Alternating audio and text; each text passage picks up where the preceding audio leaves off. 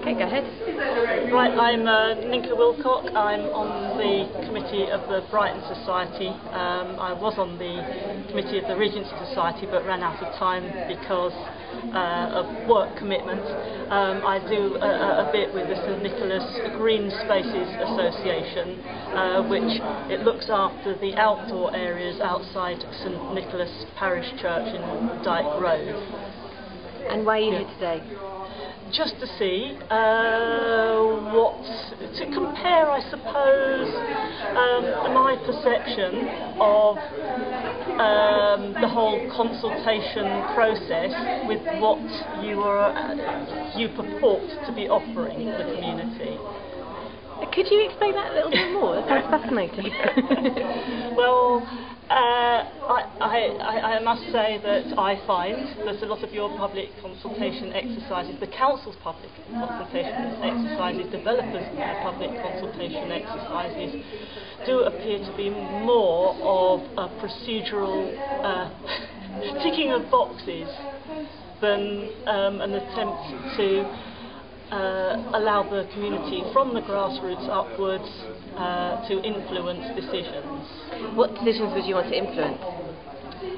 Planning decisions, most certainly, but I think the whole gamut of them.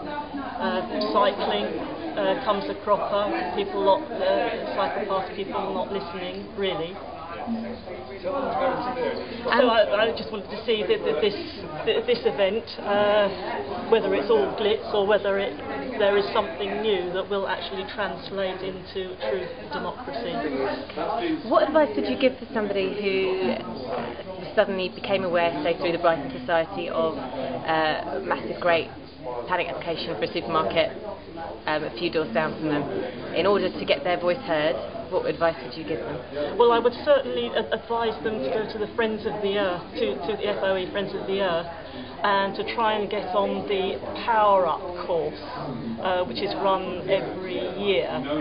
I went on that, and it really gave me so much information on how to deal, practical information, and how to deal with the very complex planning systems and so on. And they give you support afterwards as well. Okay.